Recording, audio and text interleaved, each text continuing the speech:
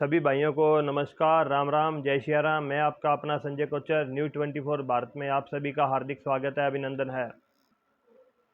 तो भाइयों, आज इस चैनल को आप लाइक करें, सब्सक्राइब करें, शेयर जरूर करें और आप वीडियो के अंत में ज़रूर बताएं हम किस तरह के कंटेंट बनाएं, किस तरह की वीडियो बनाएं। आपका एक लाइक, सब्सक्राइब, शेयर ही हमें वीडियो बनाने के लिए प्रेरित करता है।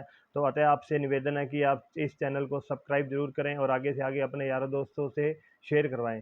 तो भाइयों, हम एक चर्चा कर रहे हैं कल की बात पर।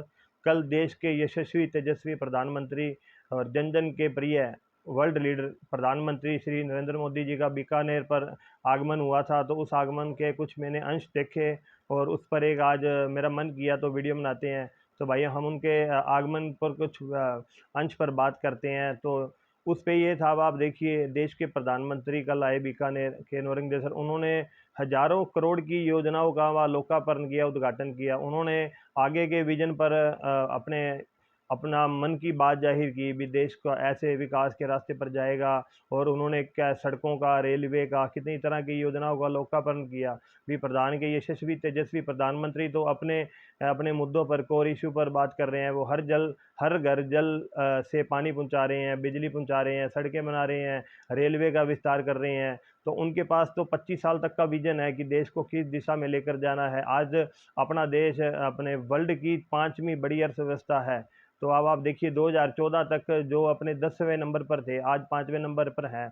और देश के जो अपने अर्थशास्त्री हैं, उनका कहना है कि 2026 तक हम वर्ल्ड की चौथी अर्थव्यवस्था हो जाएंगे और 2028 तक तीसरी बन जाएंगे। तो आप देखिए देश किस प्रगति पर जा रहा है, भी कितनी योजनाएं। अभी नरेंद्र मोदी जी अपने 8 महीनों में 7 बार राजस्थान आगमन कर चुके हैं। हर बार लाखों करोड़ों अरबों रुपए की योजनाएं यहाँ पर देकर जाते हैं और काम भी हो रहा है। चाहे आप एम्स ले लीजिए, यूनिवर्सिटी ले लीजिए, और चाहे आप कोई भी सड़कें ले लीजिए, एयरपोर्ट ले लीजिए, मंदिर वो मतलब वो अपने मंदिरों, काफ़ी मंदिरों का भी लोकार्पण हो रहा है, उद्घाटन हो रहा है।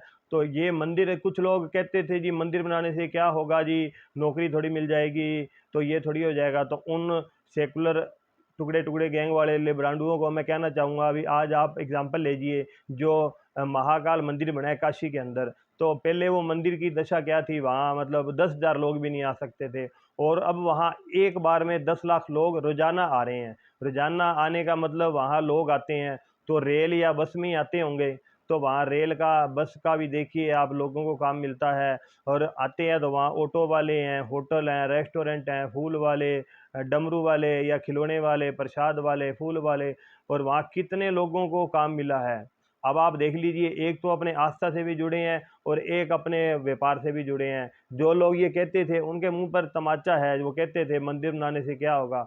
होगा, देखो अपनी अपनी आस्था है, सब कुछ हुआ है, लोगों को काम भी मिला है, विकास भी मिला है, और अपने अपने जो सनातन संस्कृति है उसका विस्तार भी हुआ है। और होना भी चाहिए, अच्छी बात है, आगे बढ़ते रहना चाहिए, तो होना भी चाहिए। तो देश के यशस्वी तेजस्वी प्रधानमंत्री जी तो 25 साल के विजन के साथ, जो उनके जितने भी सांसद हैं, चाहे केंद्र में मंत्री हैं, चाहे कैबिनेट में हैं, चाहे कितने 300 कुछ सांसद हैं, वो सभी जो विजन लेकर चल रहे हैं ना, वो 25 साल बाद तक का विजन लेकर चल रहे हैं। उनके पास एक विजन है, मुद्दा है विकास का, भी हमें इस एजेंडे पर काम करना है। हम कोई भी अगर रेलवे बनाते हैं या एयरपोर्ट बनाते हैं, सड़कें बनाते हैं, तो अभी आप देखें ना कि हज़ारों सड़कें बनी हैं गाँवों की। तो वो इस तरह से बन रही हैं ताकि वो 20 साल 25 साल बाद भी काम आ जाए। ये पहले वाला फंडा नहीं है, पहले सड़क बना दीजिए, उसको फिर पाइप डालने के लिए तोड़ दो जी, फिर उसको बना दो, फिर उसमें तार डालने के लिए फिर उसको तोड़ दो जी, फिर बना दो जी, फिर उसमें नाली बनाने के लिए उसको तोड़ दो जी, बना दो जी। एक सड़क अगर अगर पहले बनती थी तो वो 4 बार टूटती थी, 4 बार तोड़ते थे, टूटती नहीं, तोड़ते थे उसको। कभी पाइप डालनी है, कभी टेलीफोन की तार डालनी है, कभी कौन सी छोटी पाइप डालनी है जी, कभी सीवरेज बनाना है जी, कभी नाली बनानी है जी। तो वो एक सड़क 5-5 बार जान के तोड़ी जाती थी, ताकि उनको ये होता था भी टूटेगी नहीं तो नई बनेगी कैसे। पहले काम इस तरह से होते थे, भी हल्की बना दो, क्यों, अगर टूटेगी नहीं तो दोबारा फंड कैसे लेंगे हैं। एक डिग्गी कच्ची बना दो, क्यों, अगर दोबारा टूटेगी नहीं तो दोबारा बनेगी कैसे। तो आज के हम काम देखें, मैं यूपी के अंदर गया था, मैंने देखे थे वहाँ किस तर्ज पर काम हो रहा है, किस तर्ज पर सड़कें बन रही हैं। हर घर के अंदर जाम है। 2014 में, सॉरी 15 में जाता था, 16 में मैं देखता था वहाँ बिजली नहीं थी। और मेरे आंखों देखी बात है गुंडागर्दी वहाँ की। फिर मेरे सामने एक ट्रेन में मैं जा रहा था, उन्होंने टीटी को सड़क के नीचे, सॉरी सड़क पर धक्का दे दिया था, चलती ट्रेन के अंदर गिरा दिया था। इतनी वहाँ गुंडागर्दी थी। और आप पैसे तो वहाँ लेकर जा ही नहीं सकते थे, तो वहाँ पैसे तो चंद पैसों के लिए वहाँ लूटपाट हो जाती थी, कत्ल तक हो जाता था। अब वहाँ का, अब आप देखिए हर घर में के अंदर नल से जल आ रहा है, हर घर में बिजली आ रही है, हर किसी को अपना पक्का मकान मिला है, हर किसी का बैंक में खाता है, और हर किसी के सड़क बनी हुई है पक्की। गांव के अंदर खड़वंजों तक, छोटे से छोटा गांव के अंदर सड़कें बनी हुई हैं।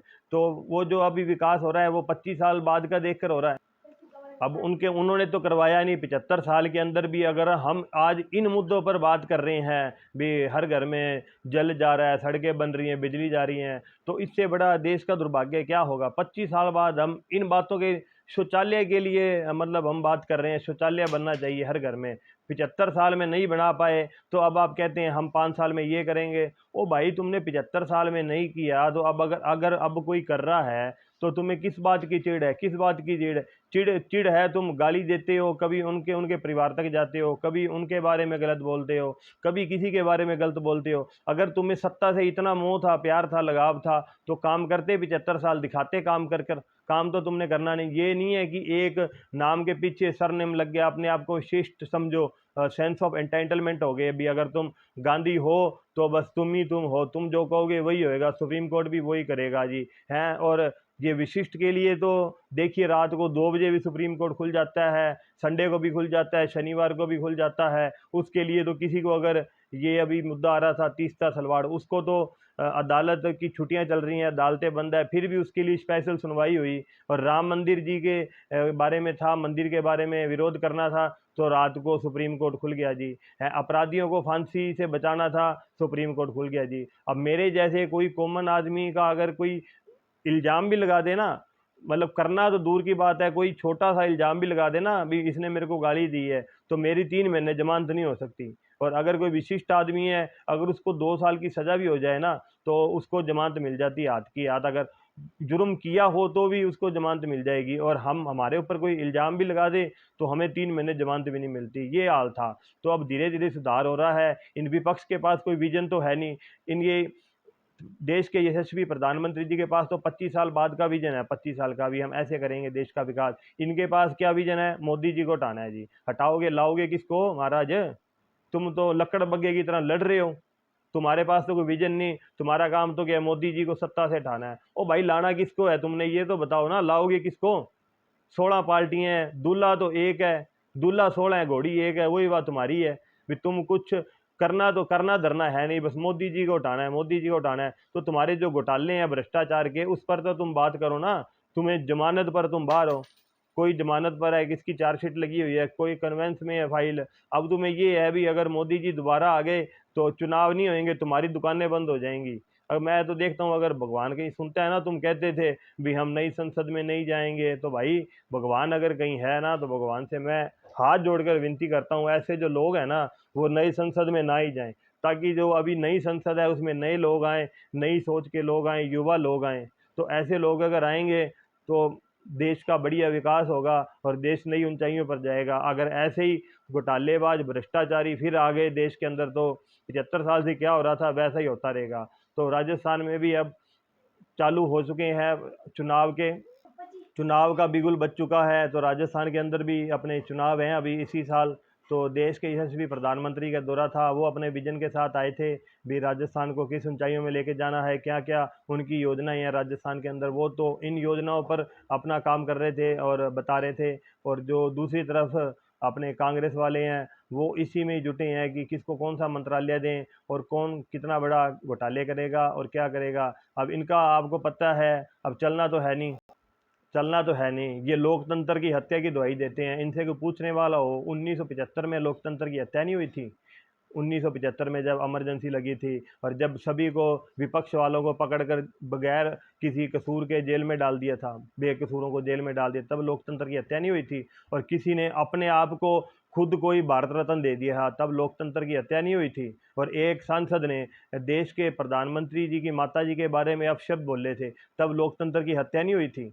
और जब एक व्यक्ति ने देश के प्रधानमंत्री के बारे में गलत बोला था तब लोकतंत्र की हत्या नहीं हुई थी।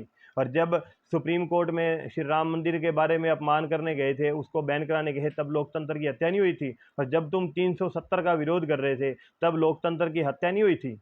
और जब तुम यूसीसी का एनआरसी का विरोध कर रहे हो तब लोकतंत्र की हत्या नहीं हुई। बंगाल में क्या हो रहा है उस पर कोई बोलेगा नहीं। बंगाल में कल इतनी हत्याएं हुई हैं, गोली चली हैं, लोग मतदान की पेटी तक लेकर भाग गए।